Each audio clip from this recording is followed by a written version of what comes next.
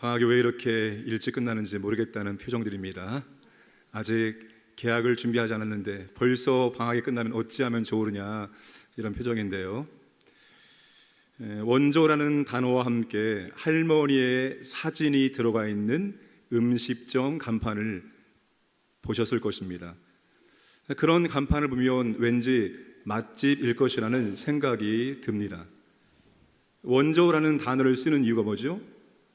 우리 집이 이 음식을 처음으로 시작했다는 의미로 사용을 합니다. 그러면 신학교에도 원조가 있을까요? 당연히 원조 신학교회가 있겠죠. 신학교회가 어떻게 해서 시작되었습니까?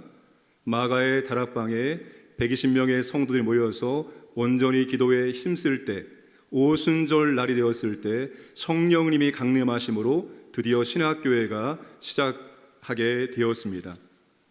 첫 신학교회가 바로 예루살렘 교회입니다. 우리는 예루살렘 교회를 초대교회라고 말합니다. 그런데 저는 이 초대교회라는 명칭보다는 첫 교회 또는 원조 신약교회라는 말을 더 선호합니다. 원조 신약교회라는 표현을 더 선호하는 이유는, 여러분, 첫 번째 교회가 시작된 이후로 지상에 존재하는 교회들은 완전하거나 완벽한 교회가 단 한 교회도 없었습니다. 그럼에도 불구하고 첫 교회, 원조 신학교회는 놀라운 사랑과 능력이 있었습니다. 그 사랑과 능력이 얼마나 대단했는가 하면 그 로마의 핍박 앞에서도 꿈쩍하지 않았습니다. 죽음 앞에서도 그들의 신앙을 지켰고 예수 그리스도를 선포할 정도였습니다. 로마의 모든 사회 체제를 뒤흔들 정도의 그런 놀라운 사랑과 능력이 나타났습니다. 오늘날의 교회와는 많이 다르다는 것을 알 수가 있습니다. 첫 교회의 원조 신학교회는 아마도 예수님이 꿈꾸시고 계획하시고 의도하셨던 교회의 모습을 가장 많이 갖고 있었을 것입니다. 그러니까 그 엄청난 능력과 성령의 역사가 나타나지 않았겠습니까? 주님이 원하시는 교회가 아니었다면 그런 사랑과 그런 능력은, 로마를 뒤흔들 능력은 나타날 수가 없었던 것입니다. 그래서 지금도 이상적인 교회, 건강한 교회를 말할 때마다, 그 기준을 말할 때마다 여러분, 예루살렘 교회의 모습, 사도행전 2장 42절부터 47절까지 말씀을 제시하는 것이 아니겠습니까? 저는 교회 성장학을 전공했습니다. 이런 거는 말하면 안 되는데, 부담되는 말인데, 교회 성장 세미나가 많이 있죠. 여러 가지 방법들을 제시를 합니다. 그러나 여러분, 진정한 교회의 성장의 방법과 원리는 다른 곳에 있는 것이 아니라 성경 안에 이미 기록되어 있습니다. 물론 시대마다 방법은 다를 수 있겠으나 원리는 시대를 초월해서 변하지 않는다는 것입니다. 그러니까 여러분, 성경대로 하면 되는 것입니다.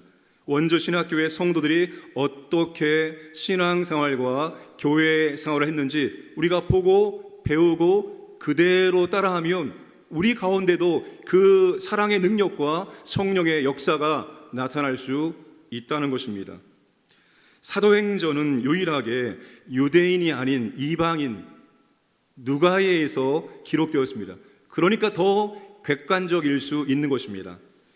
코로나 때문에 지난 2년 동안 구역 모임이 거의 중단되다시피 진행되어 왔습니다.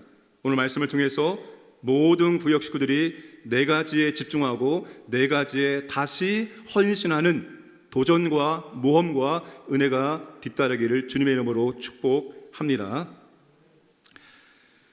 자, 6월절을 지키러 온 순례자들이 오순절 성령 강림 사건을 보고 다양한 반응을 보였습니다. 놀라기도 하고, 아주 신비하게 여기기도 하고, 당황스럽기도 하고, 세술에 취했다고 조롱하기도 하였습니다. 그때 베드로가 오순절 성령 강림의 의미를 설교를 통해서 알려줍니다. 그 오순절 베드로의 설교가 2장 14절부터 36절까지 나오고, 그리고 베드로의 설교를 들은 사람들의 반응이 37절에 나옵니다. 38절에서 베드로는 회개를 촉구하면서 예수님을 믿고 세례받고 죄 사함을 받고 성령을 선물로 받을 것을 권면합니다. 베드로의 설교와 권면을 통해서 어떠한 결과가 나타납니까? 오늘 본문 41절 말씀입니다. 이날의 신도의 수가 3천이나 더하더라. 예루살렘 교인 수가 120명에서 3,120명이 되는 순간입니다. 여자와 아이들을 포함하면 예루살렘 교회가 한순간에 대교회로 성장하게 된 것입니다. 그러면 이 신자들이 시작과 동시에 무슨 일을 하였는가? 우리 한글 번역에는 중요한 접속사가 생략이 되어 있습니다. 원문에 보면은 대라는 헬라어 접속사 그리고 그러나로 번역되는 접속사입니다. 대부분의 영어 성경은 이 대를 and 그리고라고 번역을 해 놓았습니다. 그리고라는 번역이 매우 중요합니다. 41절과 42절이 연결이 되어 있다는 의미입니다. 이날에 신도의 수가 3천이나 더하더라. 그리고 42절을 했다는 거예요. 신자가 되고 교인이 되고 동시에 중간에 공백이 없이 여백이 없이 그들은 곧바로 신앙생활을 교회 생활을 시작했다는 것입니다.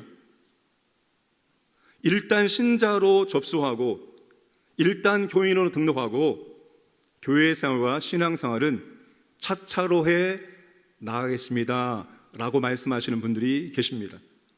제가 지금은 아무것도 모르기 때문에 초신자이기 때문에 내가 조금씩 알아가면서 차차로 하겠습니다라고 말하신 분들이 계신데 그게 아닙니다. 신자가 되는 순간, 그 교회의 교인이 되는 순간 동시에 우리는 신앙생활과 교회 생활을 진행해 나가야 한다는 것입니다. 신자, 교인이 되고 동시에 신앙생활을 했는데 어떻게 했습니까? 4가지에 집중을 했다는 것입니다. 42절 말씀 다시 한번 읽겠습니다. 시작. 하고 떡을 떼며 오로지 기도하기를 힘쓰니라. 이것이 원조 신약교회 성도들의 4가지 중요한 특징입니다. 사도의 가르침, 서로 교제, 떡을 땜, 기도. 이 4가지가 전부 마지막 단어 힘쓰니라에 다 걸려있는 4가지입니다. 힘쓰니라, 이 헬라어는 분사형인데 뜻이 머무르다, 굳게 계속하다라는 의미가 있습니다. 그러니까 여러분, 이 4가지를 어떻게 했습니까? 정규적으로 지속적으로 행했다는 것입니다. 4가지 중에서 3가지만? 2가지만? 그게 아니라 이 4가지를 동시에 정규적으로 지속적으로 반복적으로 이어나갔다는 그런 의미입니다. 어떻게 계속했느냐? 이 힘쓰니라, 영어 번역에서는 디보트, 헌신하다, 전념하다로 번역을 해놓았습니다. 이 4가지를 여러분 동시에 계속해서 전념했다는 겁니다. 이 4가지에 헌신을 했다는 거예요. 우리는 이렇게 생각하죠. 4가지를 다 하면 좋지요. 4가지를 다 하면 최고 좋고, 안 되면 4가지 중에 3가지, 더 안 되면 4가지 중에 2가지라도 하면 좋겠다라고 생각합니다. 물론 아무것도 하지 않는 것보다 1가지라도 2가지라도 3가지라도 하는 게 더 낫습니다. 그런데 원조 신약교회 성도들은 이 4가지를 동시에 지속적으로 헌신했다는 거예요. 이게 중요합니다. 오늘날 성도들의 문제는 신앙의 편식입니다. 내가 좋아하는 것, 내가 원하는 것, 거기에만 집중하기 때문에 신앙이 편식되어지고 그 신앙의 편식은 신앙의 불균형입니다. 불균형. 균형 잡힌 신앙생활, 균형 잡힌 교회생활이 아니라 이게 삐뚤어져 있어요. 치우쳐져 있어요. 여러분, 어쩌면 불균형적인 신앙생활이 더 위험합니다. 어디 한 곳에 치우쳐져 있는 것, 균형이 잡혀지지 않는 것, 이게 더 위험할 수가 있습니다. 우리는 네 가지를 동시에 감당함으로 하면서 균형 잡힌 신앙생활, 균형 잡힌 교회 생활을 추구해 나가야 한다는 것입니다. 이 네 가지가 무엇인지 조금 더 구체적으로 살펴보도록 하겠습니다. 먼저 사도의 가르침입니다. 그들은 사도의 가르침에 전무했습니다. 사도들의 디다케, 다시 말하면 사도들의 교훈과 사도들의 설교를 의미합니다. 여러분, 베드로의 설교를 보시면 놀랍습니다. 복음서에 베드로가 이렇게 하나님 말씀을 잘 알고 있다라고 보여주는 곳은 단 한 군데도 나오지 않습니다. 근데 베드로가 이렇게 멋진, 이렇게 풍성한 하나님의 말씀을 깨닫고 설교를 한다는 것은 대단히 놀라운 일입니다. 진리의 영 성령께서 예수님께 가르침받은 말씀을 기억나게 하시고 가르쳐 주신 결과 베드로가 이렇게 설교를 할 수 있었던 겁니다.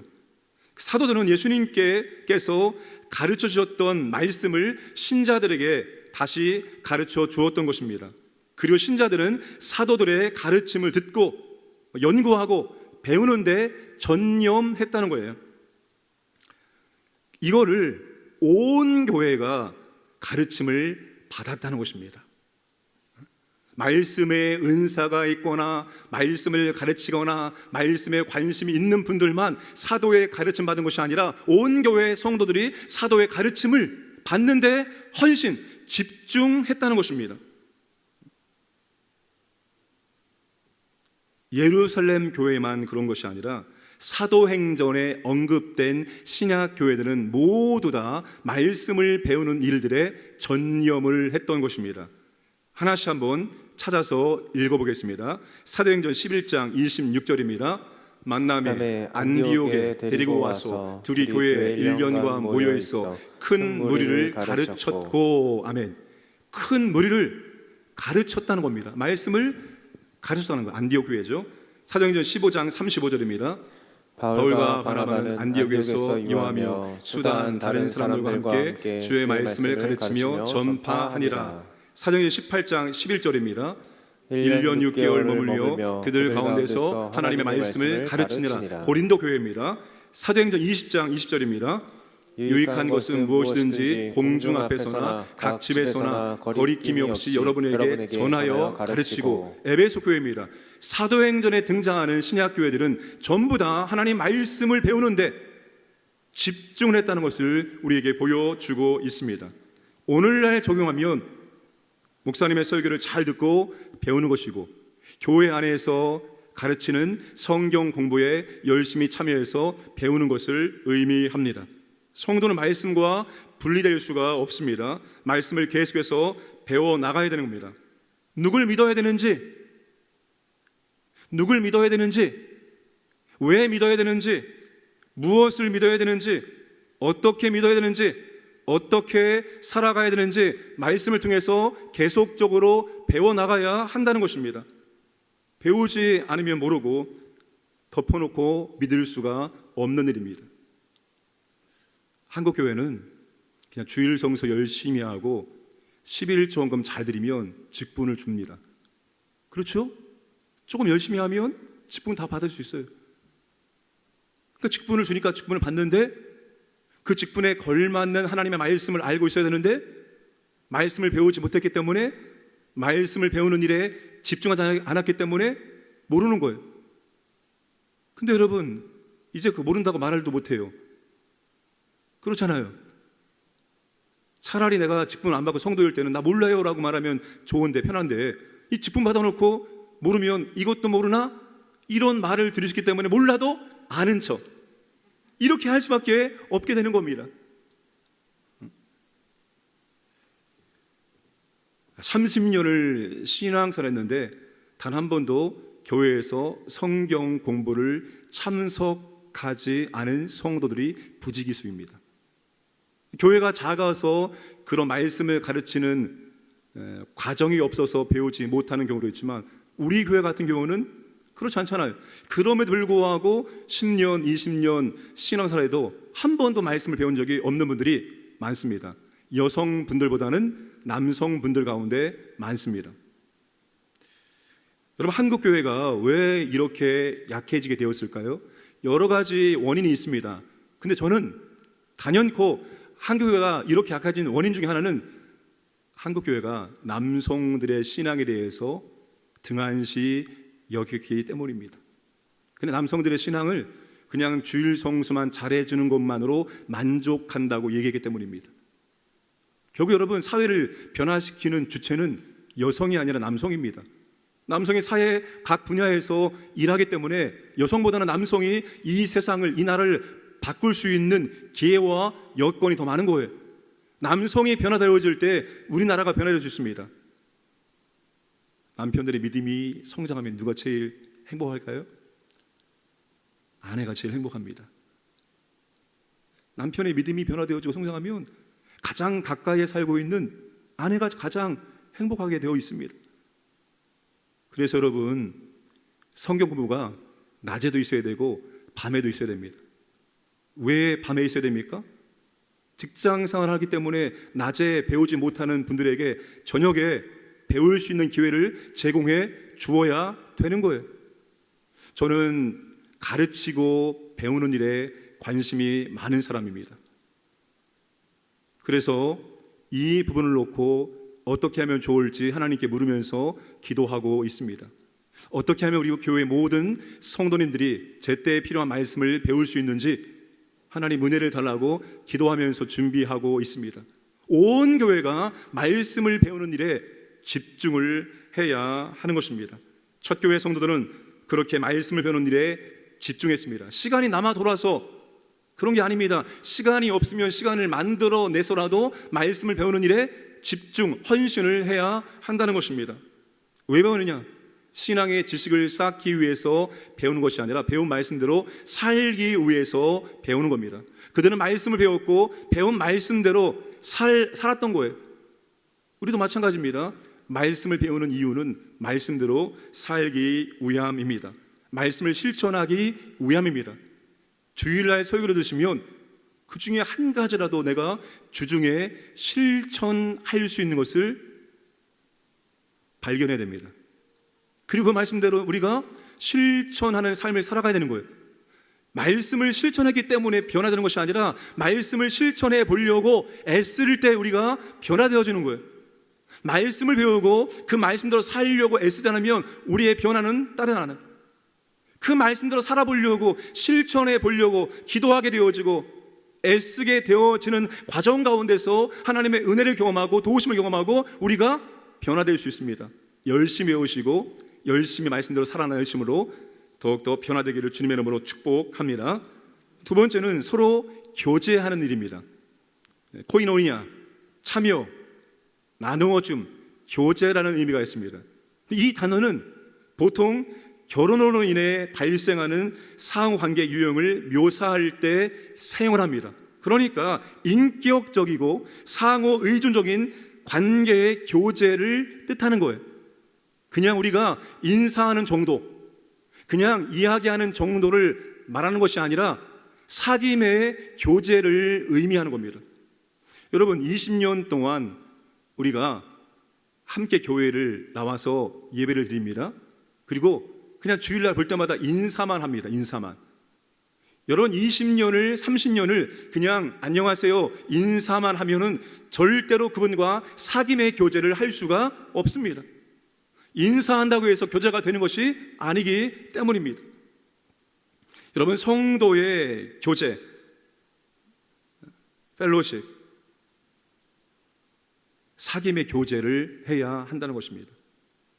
우리가 추구할 성도의 교제는 마음이 하나가 되는 것이고 마음이 같아지는 것입니다.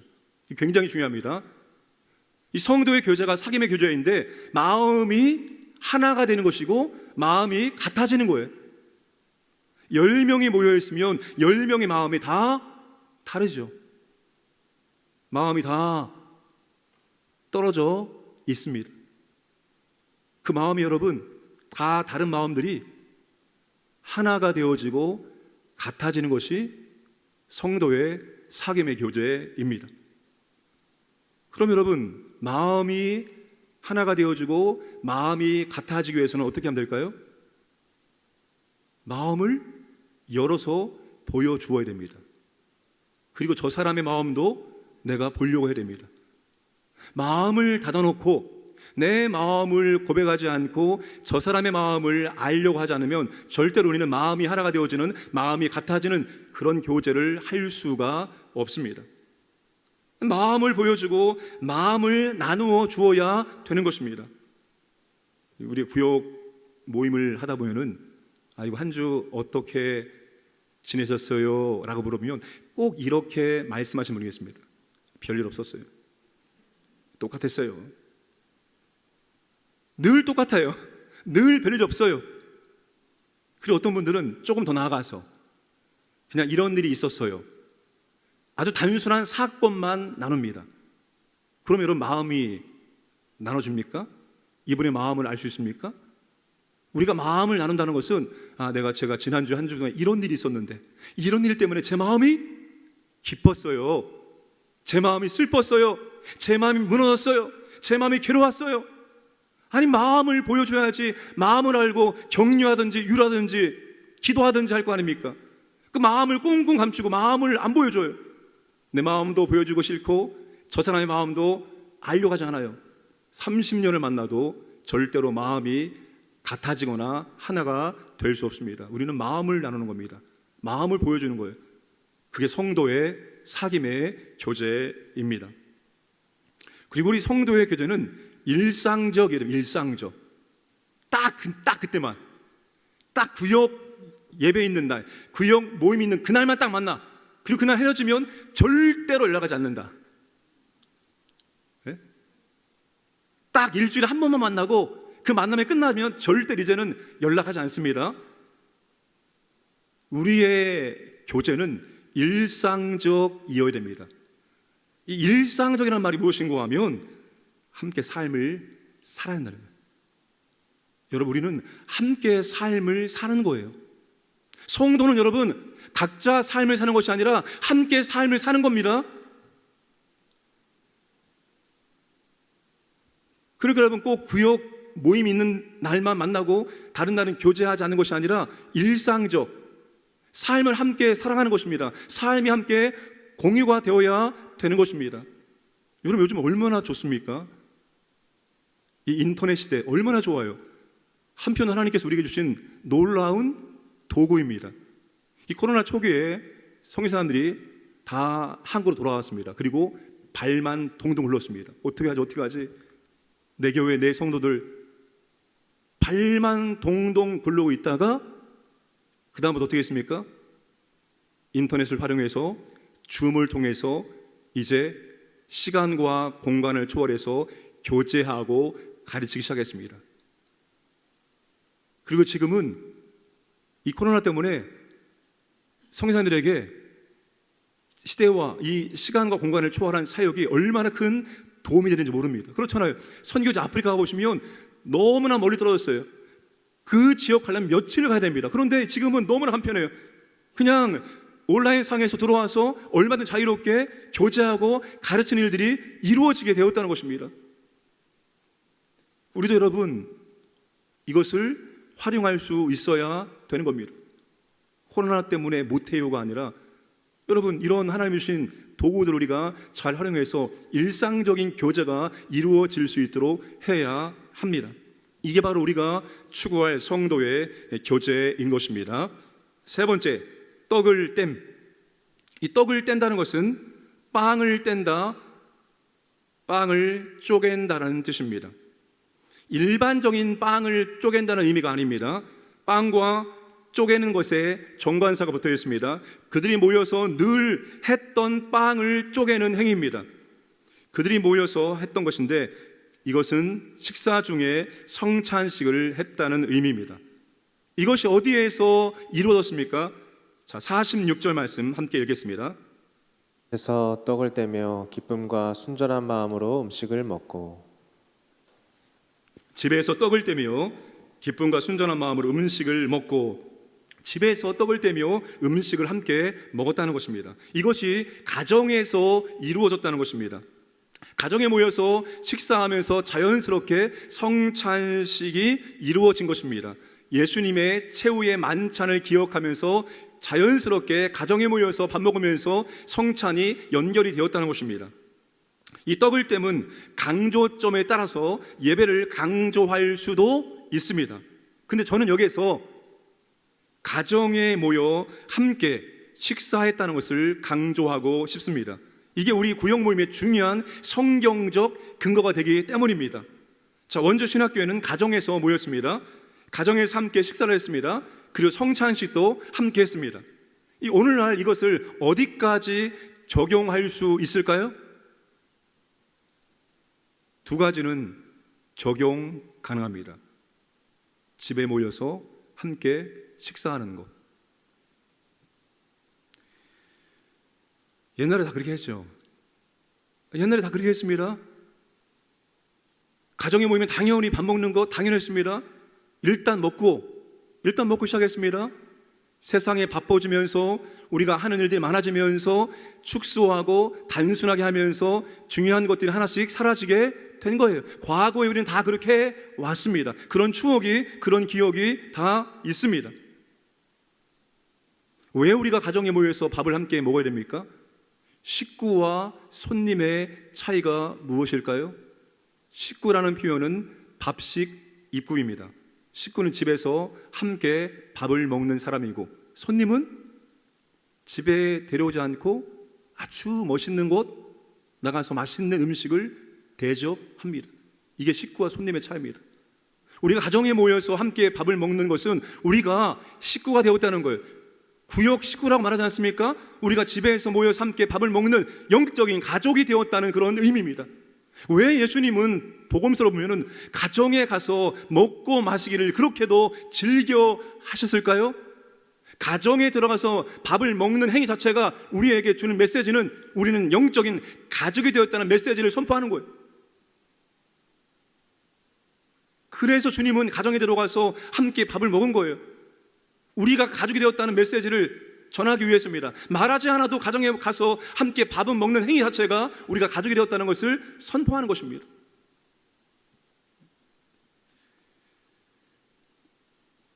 기쁨과 즐거움이 있는 구역 모임이 되기 위해서는 같이 음식을 먹어야 됩니다. 코로나 때문에 가정에 모이는 구역 예배를 엄두를 못 내고 있습니다. 가장 좋은 것은 가정에 가서 함께 먹으면서 하는 것이 가장 좋지만, 그렇게 못하면 어떻게 할까요? 코로나 끝날 때까지 못하는 거죠. 그죠? 코로나 때문에 못하는 거잖아요. 그게 아니라 우리는 어떤 환경에 처하든지 그 상황에서 최선을 찾는 겁니다. 아무것도 하지 않는 것은 최선이 아닙니다. 우리가 이 상황에서 그러면 어떻게 연결될 수 있을까? 어떤 것이 최선인가 고민하고 그 최선을 해 나가야 되는 겁니다. 가정에 모이지 못하면 교회에 모여야 되는 겁니다. 이렇게 아름답게 멋있게 리모델링하고 이것을 사용하지 않으면 그것도 죄예요. 가정에 못하면 교회에 와서 모여야 되고, 교회도 보이지 못하면 줌으로 온라인으로라도 우리는 모여서 우리의 연결이 끊어지지 않도록 해 나가야 됩니다. 다음 주부터 구역장 공부가 있습니다. 그 구역장 공부를 누가 시킬까요? 제가 시켜야 되겠죠. 우리가 이미 알고 있는 것들일 것입니다. 그러나 다시 우리는 잃어버렸습니다. 다시 배워야 되고, 다시 우리가 도전을 받아야 되고, 다시 우리가 하나씩 해 나가야 할 것입니다. 어떠한 상황에 처하든지 그 상황에서 최선이 무엇이냐, 이것을 주님께 묻고 주님이 우리에게 주시는 감동 따라서 우리가 이어나가시기를 주님의 이름으로 부탁을 드립니다. 네 번째가 기도입니다. 기도. 여기서 기도는 복수입니다. 정확한 번역은 그 기도들입니다. 각종 기도에 전적으로 헌신했다는 의미입니다.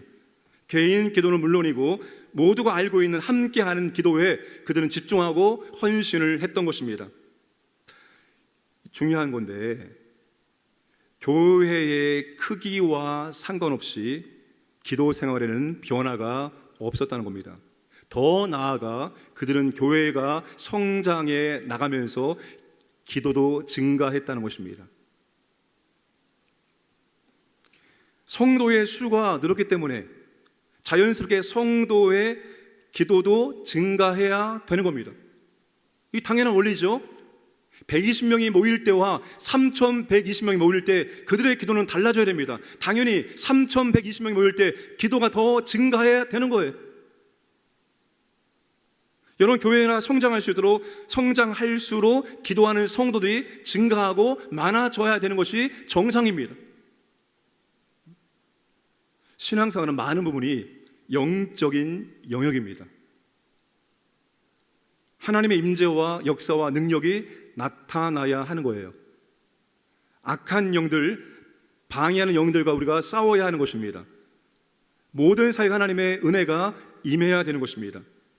영적인 사역은 기도로 사역하고 기도의 승부에 걸려 있습니다.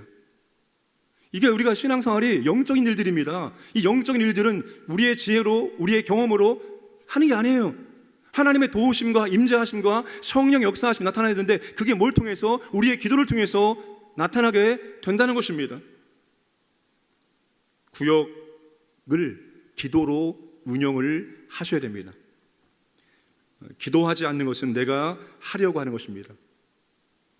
기도하지 않으면 마귀의 시험과 울매에 빠지기 쉽습니다. 될 것 같은데 안 됩니다. 될 것 같은데 안 돼요. 희한하죠. 모든 조건이 다 좋아요. 근데 안 됩니다. 근데 기도하면 안 될 것 같은데 됩니다. 기도하고 기도 응답이 있어야 구역 모임에 재미가 있습니다. 특히 믿음이 연약한 분들, 그 믿음이 연약한 분들이 있는 구역은 기도하고 기도 응답이 있을 때 재미가 있는 거예요. 우리가 영적인 세계가 있구나, 이 영적인 맛을 보게 하는 가장 빠른 방법이 기도하고 기도 응답을 받는 겁니다. 물론 처음에는 우연이겠지, 이건 기도하지 않아도 시간이 지나면 되는 거였어 라고 인정합니다. 그런데 이것이 반복되어지면 진짜 영적인 세계가 있고 진짜 하나님께서 기도를 들으시고 응답해 주시는구나, 영적인 맛을 보게 됩니다. 그래서 구역은 여러분, 기도를 해야 되는 것이고 기도 응답을 점검하고 기도 응답을 확인해야 되는 거예요. 우리 기도할 제목들이 얼마나 많습니까? 제가 지금 이렇게 신방을 하고 있는데 가정들마다 기도 제목이 그렇게 많아요. 근데 그거 혼자 끙끙 앓고 있어요. 기도 제목을 오픈하고 함께 기도하는 것입니다. 그리고 하나님께서 그 기도에 응답을 해주시면 함께 기뻐하는 거예요. 함께 즐거워하는 겁니다. 구역은 여러분 철저하게 기도로 운영해야 되는 겁니다. 구체적으로 우리가 기도해야 되는 겁니다. 우리 누구누구 가족 구원해 주세요. 큰 거를 집어던지지 말고 구원받기 위해서 무엇부터 하면 되겠습니까? 기도 제목을 잘게 작게 나누세요. 그래야지 기도하고 기도 응답을 확인할 수 있습니다. 그래야지 기도할 맛이 납니다. 구역은 기도하고 기도 응답을 체험하고 하나님의 역사하심을 경험하면서 해 나가야 되는 것입니다. 우리 구역장님들, 구역장으로 섬기는 것이 참 힘들고 어렵습니다. 세상에서 제일 힘든 게 사람 다루는 겁니다. 내 마음 같지가 않아요. 말도 징그럽게 안 듣고 속만 새기고 위에서 기도해주고 섬기는 것을 알까 모를까, 이런 경우도 많이 있죠. 두 가지만 잘하시면 됩니다. 기도와 섬김. 섬김은 그분의 필요가 무엇인지를 보고 그 필요를 채워주는 겁니다. 그 나머지 내가 할 수 없는 모든 것은 기도하는 거예요. 우리가 할 수 없는 것까지 할 수는 없잖아요. 그분의 필요가 무엇인지를 잘 보고 그분의 필요를 우리가 섬겨주고 나머지 모든 것은 우리가 함께 기도하면 되는 겁니다. 이 두 가지만 잘하시면 구역은 하나님의 은혜가 임하게 되어 있습니다.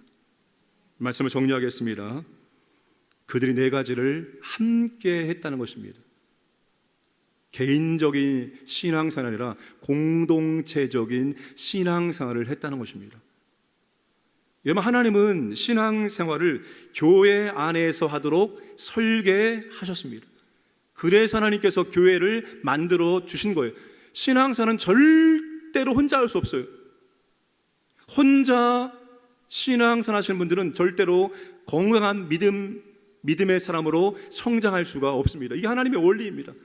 교회 안에 들어가서 지지고 볶고 때론 갈등, 때론 또 싸우기도 하고, 이런 공동체 안에서 함께 부대끼면서 우리가 신앙생활에 나갈 때 우리의 믿음이 건강하게 성장할 수가 있습니다. 그리고 예수님의 거룩한 성품을 우리가 닮을 수가 있습니다. 여러분, 예수님의 거룩한 성품을 내가 혼자 돛닦아서 거룩한 성품, 성령의 9가지 열매가 맺히는 게 절대 아닙니다. 성령의 9가지 열매는 공동체 안에 들어가서 우리가 맺게 되어지는 열매입니다.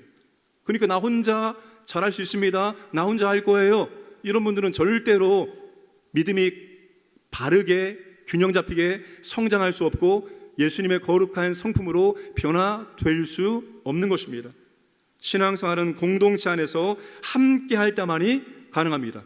함께 가르침을 받고, 함께 교제하고, 함께 떡을 떼고, 함께 기도함으로 말미암아서 하나님의 은혜를 경험하고 우리의 믿음이 아름답게 성장할 수가 있습니다. 이제 우리 구역이 우리 모두가 집중해야 될 것이 바로 이 원조 신학교의 성도들이 했던 이 4가지입니다. 이 4가지를 모두 다 균형 있게 집중해야 됩니다. 여기에 우리가 헌신해야 합니다. 시간을 만들어서 우리가 해 나가야 되는 거예요. 그럴 때 우리도 그 신약교회에 임했던 사랑의 능력, 성령님의 능력이 임하는 것을 볼 수 있습니다. 오늘날 우리가 그것을 하지 않기 때문에 사랑의 능력과 성령의 역사를 경험하지 못하는 거예요. 우리도 동일하게 그들이 했던 것을 해 나갈 때 우리 안에 사랑의 능력이, 우리 안에 성령의 능력이 임하는 것을 경험할 수가 있습니다. 이제 구역이 개강했습니다. 이제 우리가 4가지에 더욱더 집중하고 여기에 헌신함으로 하나님의 은혜와 사랑과 능력을 구역 모든 식구들과 함께 체험하고, 그래서 더욱 하나님께 감사와 찬양과 영광을 돌릴 수 있기를 주님의 이름으로 축복합니다. 기도하겠습니다. 하나님 아버지, 첫 교회 성도들이 무엇을 했는지, 어디에 집중했는지 우리가 함께 말씀을 살펴보았습니다. 하나님 아버지, 오늘 우리도 동일하게 이 4가지에 집중하고 헌신할 때 그 첫 교회의 아름다운 사랑과 능력을 경험할 수 있을 것입니다. 우리 모두에게 하나님 은혜를 주셔서 다시 이 4가지에 집중할 수 있도록 믿음을 주시고 능력을 더하여 주옵소서. 하나님, 코로나 때문에 모이기 힘든 때에 있습니다. 그러나 아버지 하나님, 무엇이 최선인지 기도하고 주님, 우리가 정말로 계속해서 연결할 수 있도록 인도하여 주옵소서. 애쓰고 수고하고 섬기는 우리 모든 구역장들에게 성령의 은혜와 능력을 도와셔서 아버지 하나님, 이 사역을 감당할 수 있도록 역사하여 주옵소서. 모든 말씀 예수님의 이름으로 기도드려옵나이다. 아멘.